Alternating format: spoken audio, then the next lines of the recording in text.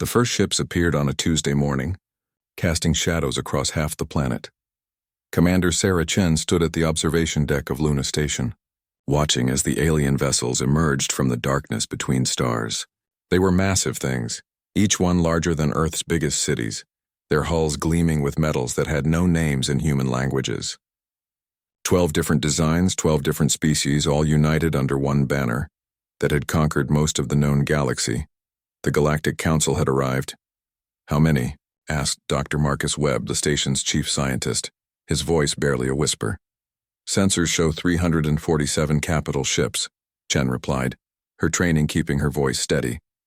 "Thousands of smaller craft. Energy readings are off our scales." Below them, Earth continued its daily routine. Cars moved through city streets, children walked to school, farmers tended their fields. None of them knew that their world had just been visited by the most powerful force in the galaxy. The alien fleet held position just beyond the moon's orbit, waiting. They did not wait long. The communication came at exactly noon, Greenwich Mean Time. Every screen, every radio, every electronic device on Earth and throughout the solar system suddenly displayed the same message. The translation was perfect, clearly the work of technology far beyond human understanding. A creature appeared on the screens. It stood upright like a human but was clearly not one. Its skin was a deep purple color, and its eyes glowed with a cold blue light. Behind it stood 11 other beings, each one different from the others, each one representing a species that had once been free. "I am High Arbiter Vexon of the Galactic Council," the creature spoke, its voice somehow reaching every human ear in their own language. "We have come to your world to extend an offer of membership in our great alliance." The word offer hung in the air like a lie that everyone could see through. "Your species has shown promise," Vexon continued. "You have reached the stars, though barely. You have developed weapons, though primitive ones. You have shown the spark of intelligence that makes a race worthy of serving the greater good of the galaxy." On Earth, people stopped what they were doing. In New York, traffic came to a halt as taxi drivers stared at their radios. In Tokyo, businessmen stood frozen on sidewalks, watching the message on their phones. In small villages across Africa, families gathered around old television sets, listening to words that would change everything. "The terms of your membership are simple," the High Arbiter said. "You will provide 50% of your planetary resources for the betterment of the Council. You will supply 50% of your population to serve in our fleets and work our worlds. You will share all technology and scientific knowledge with the Greater Alliance. In return, we offer you protection, guidance, and the chance to be part of something greater than your single small world." The alien paused, and its glowing eyes seemed to look directly through the screen at every human watching. "These terms are not negotiable. They are not suggestions. They are the price of your continued existence. We have offered this same membership to 473 species across the galaxy. All have accepted. All now prosper under our guidance." Behind Vexon, the other council members stood silent. Each represented a race that had once faced this same choice. Each had chosen survival over freedom. "You have 72 of your hours to respond with your acceptance," the High Arbiter concluded. "Any attempt at resistance will result in the complete sterilization of your world. Any delay in your response will be considered resistance. We are not cruel, but we are not patient. Choose wisely." The message ended. Every screen went back to normal. Every radio returned to its regular programming. But nothing would ever be normal again. In the hours that followed, the world should have erupted into chaos.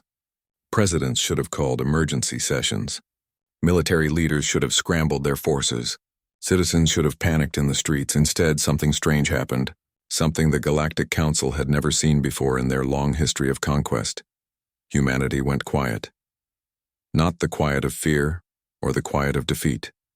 Not even the quiet of planning or preparation. It was something else entirely. Something that made the alien sensors register odd readings from the planet below.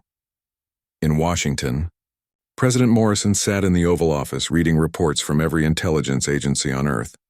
The reports all said the same thing. There was nothing they could do. The alien technology was beyond anything humanity possessed. Their numbers were overwhelming. Resistance was impossible. But Morrison did not call the alien fleet. He did not begin preparing humanity's surrender. Instead, he made a single phone call to the Secretary General of the United Nations. "Schedule an emergency session," he said simply. Full assembly. Every nation. In Moscow, Premier Volkov received similar reports. His military advisors spoke of hopeless odds and certain death. But he too made only one call to his ambassador at the UN. In Beijing and London, in every capital city on Earth, the pattern repeated. Leaders read the reports, understood the impossible situation, and made the same choice. They would meet. They would discuss. They would decide together, but they would not call the aliens back. On Luna Station, Commander Chen watched the alien fleet through her telescopes.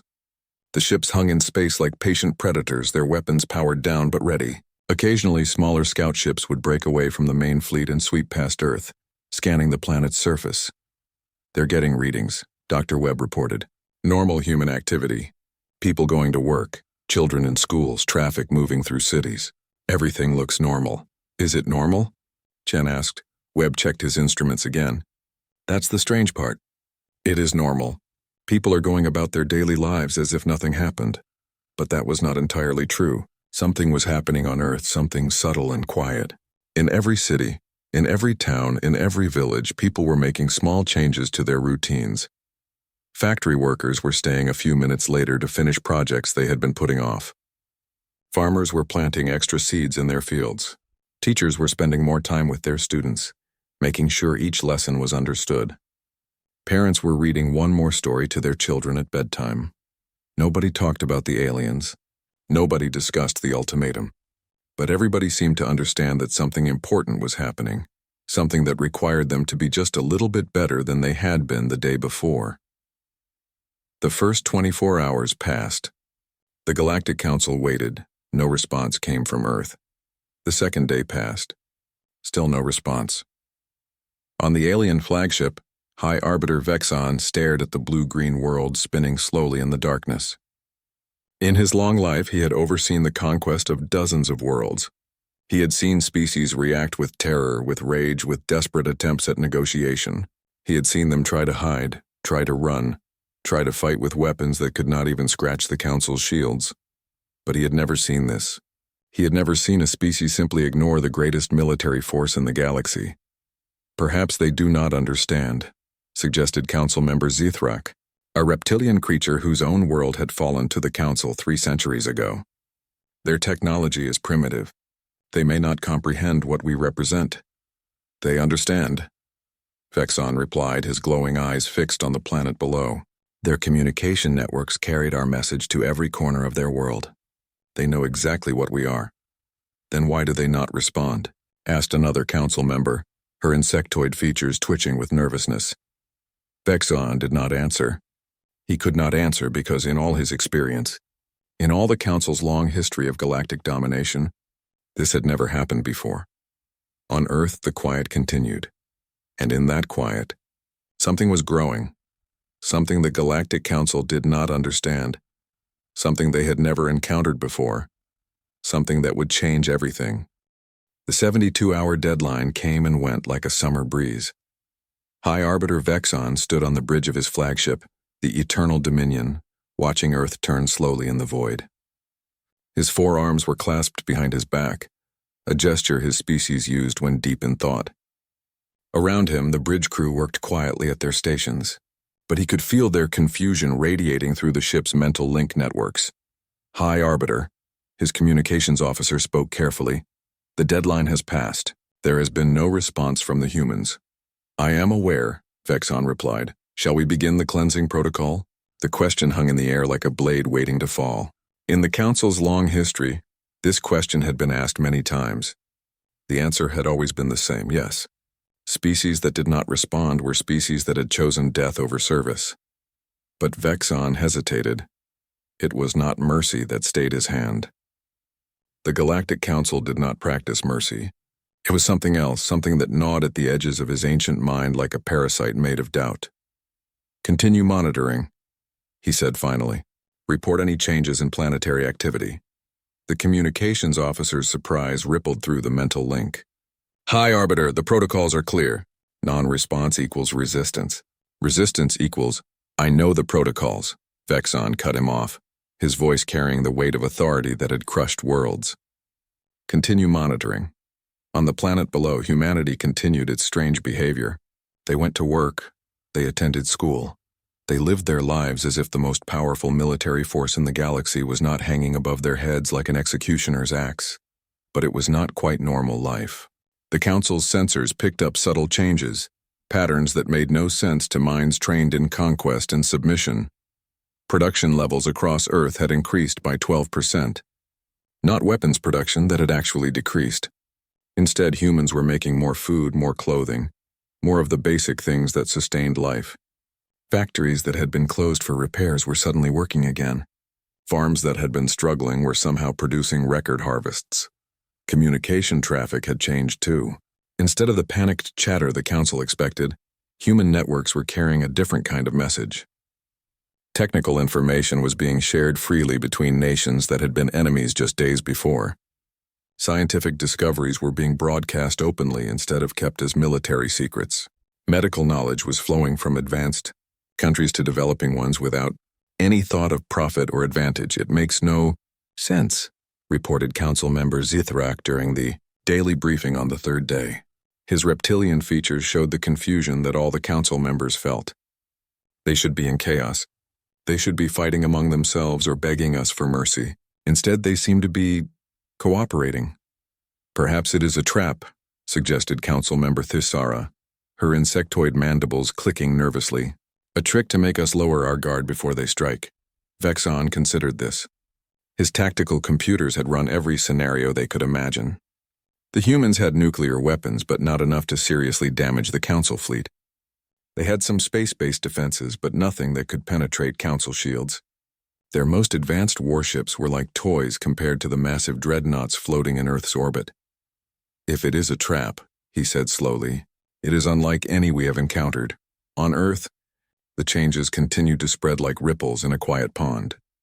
Dr. Sarah Kim, a nuclear physicist at CERN, found herself working 18-hour days alongside colleagues from countries she had never visited. They were not building weapons. Instead, they were solving problems that had puzzled humanity for decades. Energy problems, disease problems, problems that had seemed impossible just a week ago, but now yielded to minds working together without the barriers of national pride or corporate secrecy. Why are we doing this?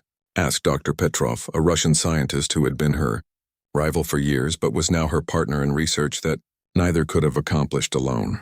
Sarah looked up from the calculations that covered every surface of the laboratory. Outside the windows, she could see the alien ships hanging in the sky like dark stars. Because they're watching, she said simply.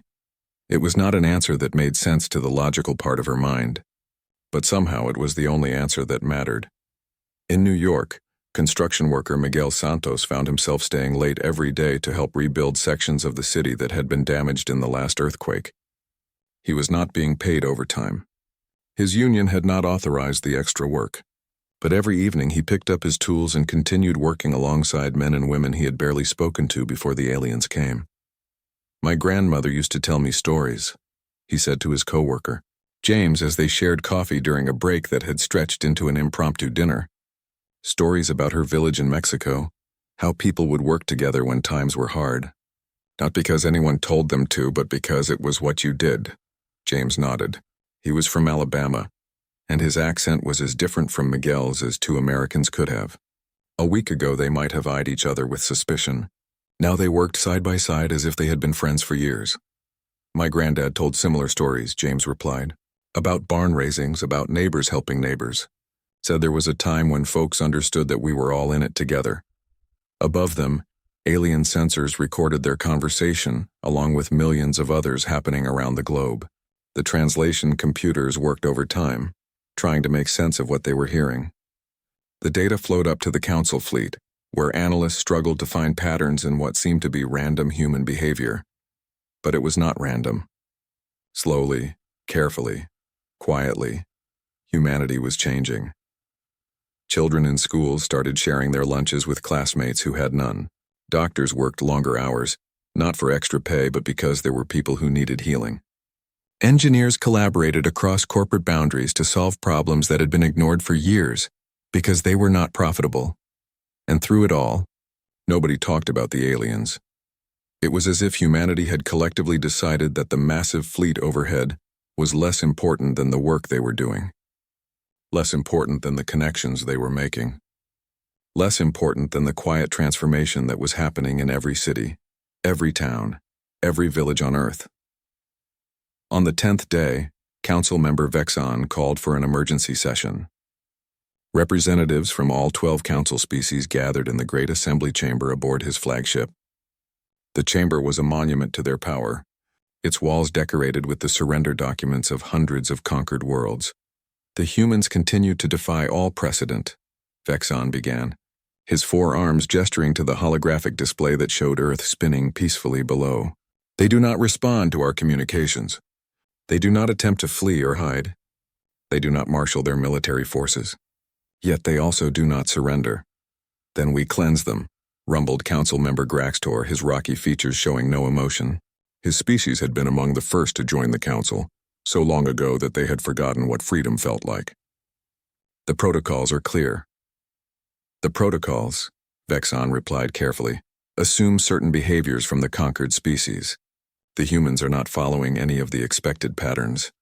What patterns are they following? Asked Thisara. That was the question that had been keeping Vexon awake during his meditation cycles.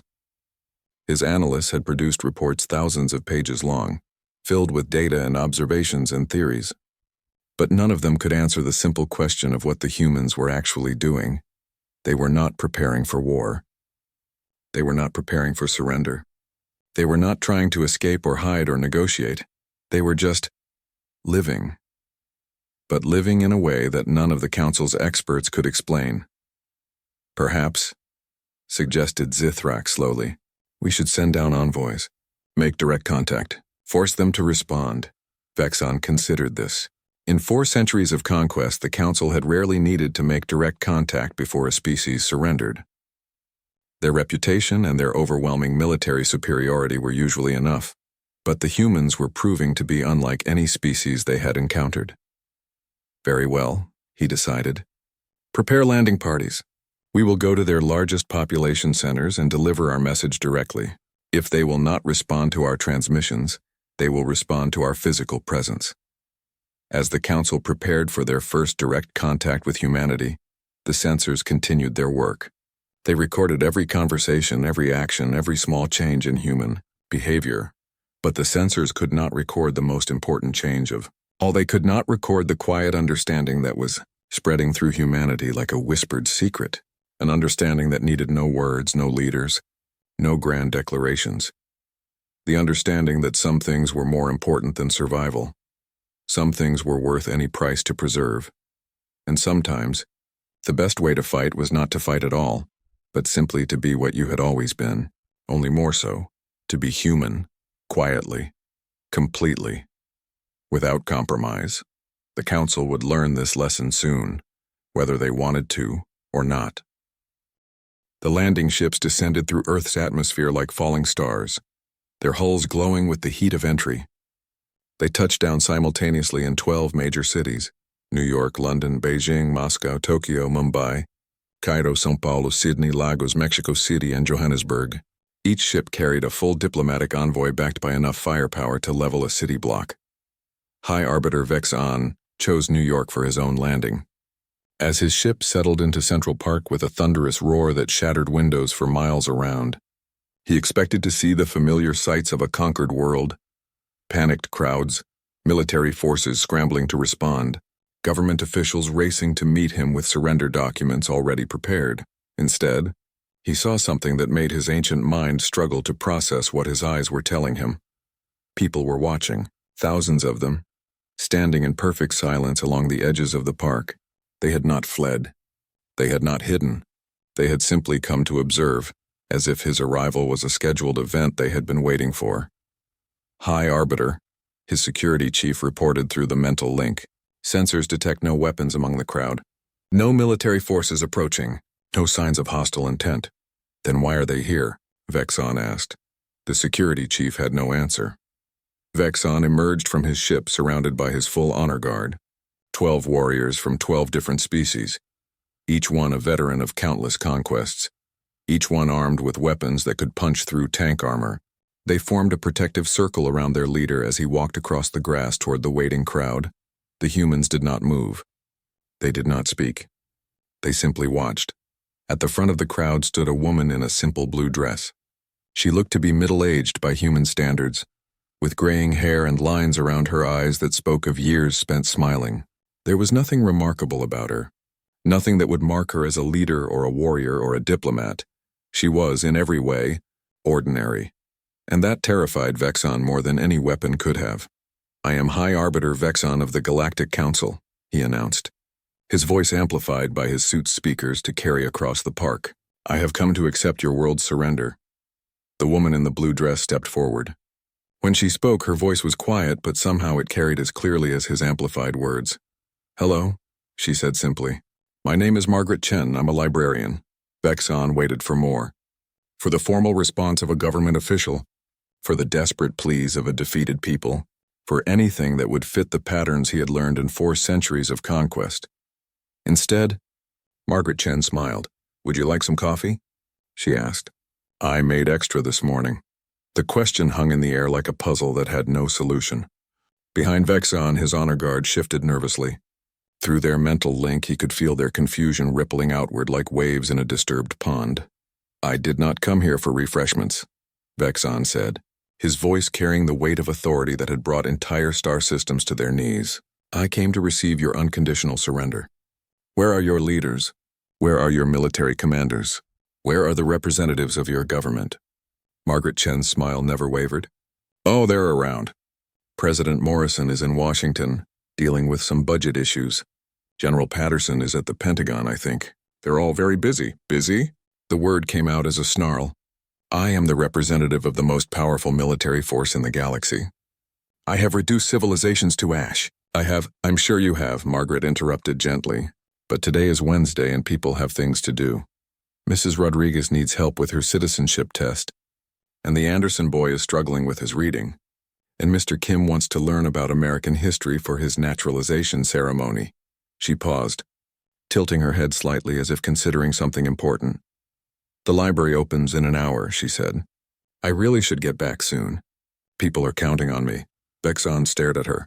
In his long life, he had faced down warrior kings and philosopher queens, desperate tyrants and noble leaders making their last stands. He had seen courage and cowardice, wisdom and foolishness, every possible reaction to the overwhelming power he represented, but he had never encountered someone who seemed to consider him less important than a library's opening. "Hours? Do you not understand what I am?" he asked, his voice dropping to a dangerous whisper. "Do you not comprehend the power I wield?" "Of course I do," Margaret replied. "You're very impressive. Those ships up there are quite something. My grandson Tommy would love to see them. He's very interested in space travel." She looked up at the alien vessels hanging in the sky above the city. "But you see," she continued, "we've been thinking about your offer, all of us, together, and we've decided something." "What have you decided?" Vexon demanded. Margaret Chen's smile grew a little wider, and in that moment, Vexon saw something that made his blood run cold. He saw the quiet strength that had built libraries and schools, that had raised children and cared for the sick, that had persevered through wars and plagues and disasters without fanfare or glory. He saw the steel backbone of a species that had never learned how to give up. "We've decided," Margaret said simply, "that we're busy." Around the world, similar scenes were playing out. In London, Council member Thessara found herself face-to-face with a retired teacher named Arthur Pemberton, who politely informed her that he couldn't chat long because he was expected at the community center to help serve lunch to the homeless. In Beijing, Council member Graxtor encountered Dr. Liu Wei, a pediatric surgeon who listened patiently to his demands for surrender before explaining that she had 3 operations scheduled that afternoon and couldn't be late because children's lives depended on her. In Moscow and Tokyo, in every city where the council had landed, they found the same pattern. Ordinary people, going about their ordinary lives, treating the representatives of galactic conquest like minor inconveniences to be politely acknowledged, and then set aside for more important matters. The reports flooded back to the council fleet, each one more bewildering than the last. The humans were not afraid. They were not angry. They were not even particularly interested. They were just busy. "This is impossible," Thysera reported during the emergency briefing that evening. "I spoke to dozens of their leaders. Government officials, military officers, business executives. They all said the same thing: they have work to do." "What kind of work?" Vexon demanded. "Everything," she replied, her mandibles clicking in frustration. "Building hospitals, teaching children, growing food, caring for their elderly, researching cures for diseases. They act as if these things are more important than our ultimatum." Council member Zithrak leaned forward in his chair. "Perhaps they are simply ignorant. Perhaps they do not truly understand what will happen if they refuse us." "I explained it to them," Graxtor rumbled. "In detail. Complete annihilation, the destruction of their entire species." They nodded politely and went back to their tasks. Vexon stood and walked to the great window that looked down on Earth. The planet turned slowly below, its lights twinkling in the darkness like stars fallen to ground. Somewhere down there, Margaret Chen was probably opening her library, helping people learn to read, preserving the accumulated knowledge of her species, as if none of this mattered, as if the fate of her entire world was less important than making sure a child could sound out the words in a picture. Book, High Arbiter, his communications officer approached carefully. "We have intercepted more human transmissions. The patterns continue. Increased cooperation, increased productivity, increased care for one another." "Show me." The holographic display lit up with data streams from across the planet. Factory workers staying late to help build houses for the homeless. Scientists sharing research freely across national boundaries. Doctors working without pay to treat patients who could not afford care. And through it all, the same quiet message repeated in 1,000 different ways: "We have work to do." "They're not preparing for war," Vexon said slowly. "They're not preparing for surrender. They're preparing for—" He stopped, because there was no word in any council language for what the humans were doing. They were preparing to remain human, no matter what happened, no matter what it cost. "High Arbiter," Zithrak said quietly. "What are your orders?" Vexon stared down at the planet below, at the billions of humans who had somehow decided that their daily lives were more important than the greatest military force in the galaxy. For the first time in 4 centuries of conquest, he did not know what to do. "Continue monitoring," he said finally. "Sir?" "Continue monitoring," he repeated, his voice barely above a whisper, because somewhere in the depths of his ancient mind a terrible thought was beginning to form. What if the humans were right? What if there were things more important than power? What if the Galactic Council, for all their mighty fleets and conquered worlds, had forgotten something that a librarian named Margaret Chen still remembered? The thought was heresy. The thought was dangerous. The thought would not go away. The first test came 3 weeks after the landings. High Arbiter Vexon had tried everything his experience suggested. He had made speeches about the benefits of council rule. He had demonstrated the power of their weapons by vaporizing an uninhabited island in the Pacific. He had offered bribes to human leaders and threatened their families when bribes failed. Nothing worked. The humans listened politely, nodded when appropriate, and then went back to whatever they had been doing before he interrupted them. So Vexon decided to escalate. The city he chose was small and unremarkable: Cedar Falls, Iowa, population 39,000. It had no strategic value, no important resources, no significant military installations. It was the kind of place that would serve as a perfect example to the rest of humanity about the cost of defiance. The orbital bombardment lasted exactly 37 seconds. When the energy beams stopped firing, Cedar Falls was gone. In its place was a crater of fused glass and twisted metal, still glowing with residual heat. 39,000 people had been reduced to atoms in less than a minute. Vexon waited for the human response. He expected panic, rage, desperate attempts at negotiation. He expected world leaders to contact him within hours, begging for mercy, offering anything to prevent more cities from sharing Cedar Falls' fate. Instead, he got something that made his species equivalent of skin crawl.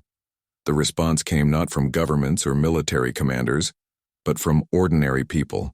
Within 6 hours of the attack, convoys of trucks were heading toward Iowa from every direction. Not military convoys, civilian ones.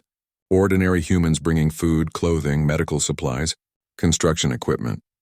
By the end of the first day, over 1 million people had arrived at the crater that had once been Cedar Falls. They did not come to mourn. They did not come to protest. They came to work. What are they doing? Demanded Council Member Thisara, her insectoid features twitching with confusion as she studied the sensor readings. They appear to be rebuilding, reported the tactical officer, his own voice uncertain. On the screens, they could see humans working with a quiet efficiency that was somehow more terrifying than any army. They were clearing debris, laying foundations, stringing power lines. They worked in shifts around the clock, sleeping in tents and eating meals prepared by volunteers who had driven hundreds of miles to help. This is impossible, Graxtor rumbled. We killed 39,000 of their people. They should be afraid. They should be angry. They should be begging us to stop. They are building a memorial. The tactical officer continued his report. In the center of the new town. It lists the names of everyone who died, but the inscription is strange. Show me, Vexon ordered. The holographic display zoomed in on a simple stone monument. The inscription was in basic English, carved in plain letters that somehow carried more weight than the most elaborate alien script. They lived. They mattered. We continue, that was all. No angry words about vengeance. No pleas to the heavens for justice. No promises of retaliation. Just a simple statement of fact that made Vexon's 4 hearts beat faster with something that might have been fear. High Arbiter, his communications officer, approached nervously. We are receiving transmissions from the humans. Not from their governments, from individuals. Thousands of them. What do they say? They are thanking us, sir. The words hung in the air like a physical blow. Thanking us? They say that our demonstration has helped them understand something important. They are grateful for the clarity. Vexon felt something cold spreading through his chest. Show me. The communications display lit up with messages from across the planet. Short video clips, audio recordings, simple text messages, all carrying the same impossible sentiment. A farmer in Kansas. Thank you for showing us what we're really fighting for. A teacher in Mumbai. Thank you for reminding us what matters. A doctor in Sao Paulo. Thank you for helping us remember who we are. This is madness, Thisara whispered. We destroyed one of their cities. We murdered their people. How can they thank us? But Vexon was beginning to understand, and the understanding filled him with a horror, deeper than anything he had felt in his long life. The humans were not thanking the Council for the attack, they were thanking them for the lesson, because in trying to break humanity's spirit, the Council had instead revealed something that had been growing quietly in the weeks since their arrival. Something that had been spreading through human society like seeds taking root in fertile ground. The absolute, unshakable certainty that some things were worth any price. Over the following weeks, Vexon tried other approaches. He destroyed a military base in Nevada, reducing it to rubble along with the 1,000 soldiers stationed there. Within days, 10,000 veterans had volunteered to take their place, working without pay to rebuild what had been lost. He targeted a research facility in Germany, thinking that the loss of scientific knowledge would surely break their resolve. Instead, scientists from around the world began sharing their data openly, creating a global network of knowledge that was stronger than any single institution had ever been. He bombed a hospital in Bangladesh, expecting the loss of medical care to terrify the population. Instead, doctors and nurses from every nation on Earth descended on the region, bringing equipment and expertise that gave the area better health care than it had ever had before. Each attack was met with the same response: quiet acknowledgement of the loss, followed by immediate action to rebuild better than before. The humans mourned their dead, honored their memory, and then got back to work. And with each attack, something changed in the Council fleet.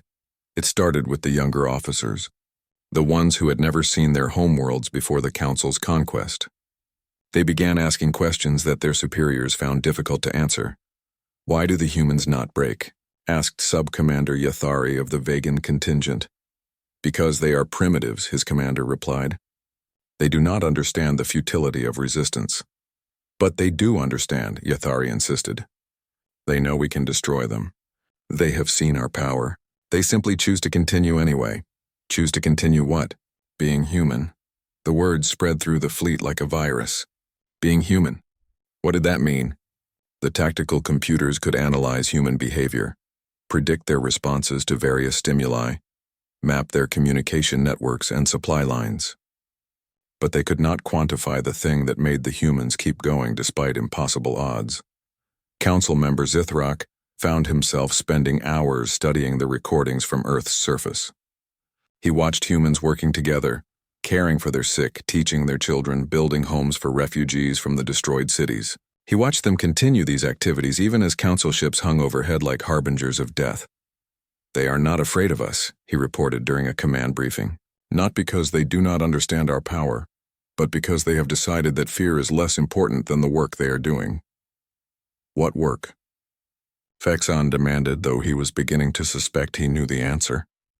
"The work of being human," Zithrak replied. "The work of caring for each other. The work of building something worth preserving." Vexon stared at the tactical display showing Earth's surface. Red dots marked the sites of council attacks, each one a crater where thousands had died. But around each red dot, green indicators showed new construction, new life, new determination to continue. "They are making us irrelevant," he said quietly. "Sir, don't you see?" Vexon turned to face his command staff, and they could see something in his glowing eyes that had never been there before. Something that might have been doubt. "We threaten them with death, and they respond by living more fully. We destroy their cities, and they build better ones. We kill their people, and the survivors become more determined to preserve what their species represents." He paused, staring out at the stars beyond Earth's system. "We are not conquering them," he continued. "We are teaching them. Every attack makes them stronger. Every threat makes them more united. Every demonstration of our power shows them more clearly what they are fighting to preserve." The command bridge fell silent.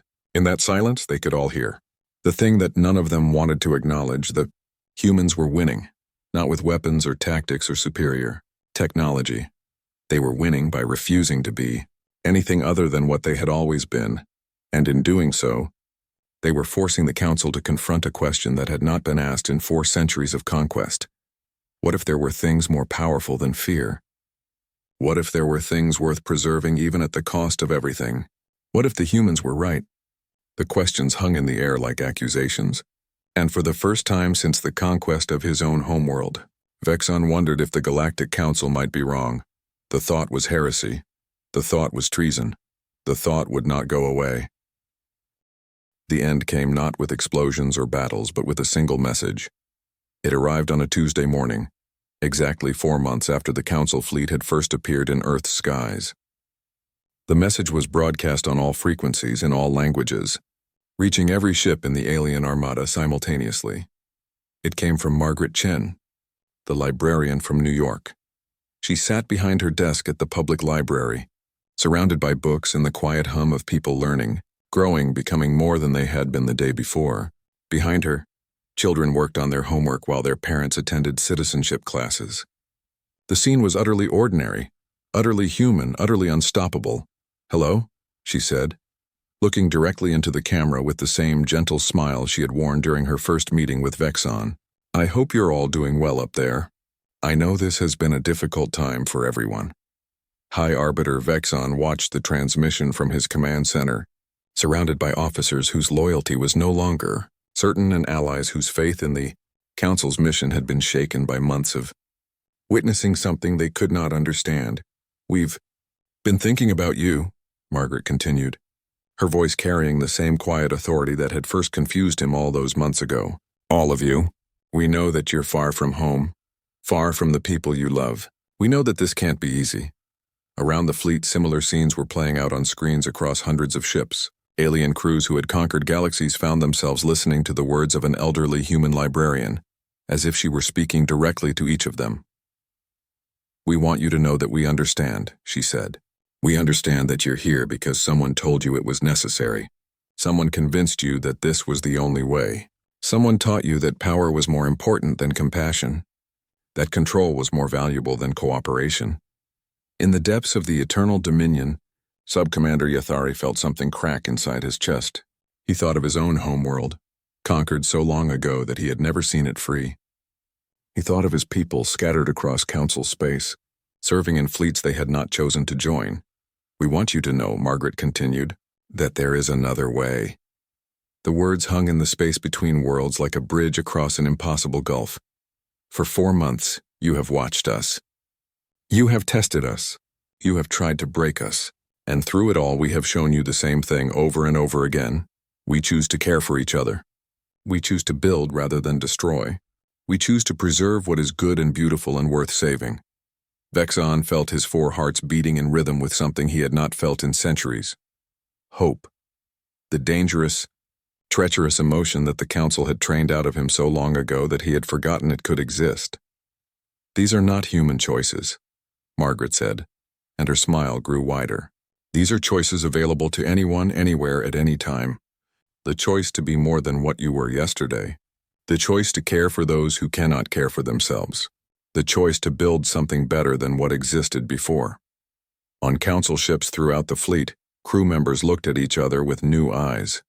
They saw not the efficient cogs of a galactic war machine, but individuals with histories, with dreams, with the capacity to choose their own path. You don't have to stay, Margaret said simply. You don't have to do this. You don't have to spend your lives serving something that makes you smaller instead of larger. The transmission ended. The library scene faded to black. Across the fleet, hundreds of screens went dark, leaving only the reflection of alien faces staring back at themselves. The silence that followed was not empty. It was full of possibility. The first ship to leave was a small scout vessel from the Andromedan contingent. Its captain, a young officer who had never known anything but Council service, simply powered up his engines and jumped to hyperspace without a word. His destination was unknown. His purpose was his own. Within an hour, 3 more ships had departed. By the end of the day, entire squadrons were disappearing from the formation, their crews making choices they had never been allowed to make before. High Arbiter, his communications officer, reported, his voice shaking with something that might have been excitement or terror. We are receiving requests for permission to leave. From whom? Everyone, sir. The Vegan contingent requests permission to return to their homeworld to see what has become of our people. The Centaurian fleet asks for leave to remember what we were fighting for. Enough, Vexon said quietly. He stood and walked to the great window that looked down on Earth. The planet turned peacefully below, its lights twinkling like stars scattered across a dark ocean. Somewhere down there, Margaret Chen was probably helping someone learn to read. Somewhere else, humans were building homes for refugees from the cities the Council had destroyed. Everywhere, people were making the choice to be more than they had been the day before. Sir, the communications officer asked, what are your orders? Vexon thought of his own homeworld, a place he had not seen in over 2 centuries. He thought of the people he had left behind when the Council had recruited him for service in their great machine of conquest. He wondered what they had become in his absence. He wondered if they even remembered him. Send a message to all ships, he said finally. What should it say, sir? Vexon closed his eyes and saw again the face of the librarian, who had defeated the greatest military force in the galaxy without firing a single shot. He saw her smile, full of warmth and understanding and the quiet certainty that there were better ways to live. Tell them, he said slowly, that they are free to choose. The message went out across the fleet like a wave breaking against a shore. Ship after ship received the transmission and made their decision. Some stayed, loyal to the old ways and the old certainties, but most chose to leave, to return to homeworlds they had not seen in decades or centuries, to remember what they had been before the Council had claimed them. By the end of the week, only a dozen ships remained in Earth orbit. By the end of the month, half of those had departed as well. Vexon's own ship was among the last to leave. As the Eternal Dominion prepared for its final jump away from Earth, he stood one last time at the observation window and looked down at the world that had changed everything. High Arbiter, his remaining crew asked, where shall we go? Vexon thought of all the worlds they had conquered, all the species they had subjugated, all the civilizations that had been forced to bend to the Council's will. He thought of the choice that Margaret Chen had offered, to be more than what you were yesterday. Home, he said simply. We go home. All of us. The ship jumped to hyperspace, leaving Earth's system empty of alien vessels for the first time in 4 months. Below, on the planet's surface, humans continued their daily lives. They went to work. They cared for their families. They built homes and schools and hospitals. They had won the greatest victory in their species' history, And they had done it without firing a shot. They had won by being human, quietly, completely, without compromise. Years later, when the historians tried to explain what had happened, they struggled to find the right words. How do you describe a victory won not through superior firepower or clever tactics, but through the simple refusal to be anything other than what you had always been? How do you explain that sometimes the most powerful weapon is not the loudest one, but the quietest? How do you tell the story of a species that saved itself by choosing every day to care for each other a little more than they had the day before? Margaret Chen, now retired from the library but still teaching literacy classes in the community center built where Cedar Falls had once stood, would smile when asked about it. "We didn't do anything special," she would say, her eyes twinkling with the same gentle humor that had once terrified the most powerful beings in the galaxy. "We just remembered who we were supposed to be. And in the end, that had been enough. More than enough. It had been everything. The quiet had won. And in that victory, humanity had taught the galaxy a lesson that would echo through the stars for generations to come. That there are some things more powerful than fear, more valuable than conquest, more enduring than empires. Love, compassion, the simple, stubborn refusal to let darkness win. These things, whispered quietly in libraries and classrooms and homes across the earth, had proven stronger than all the weapons of war. They always had been. They always would be. The galaxy was learning to listen,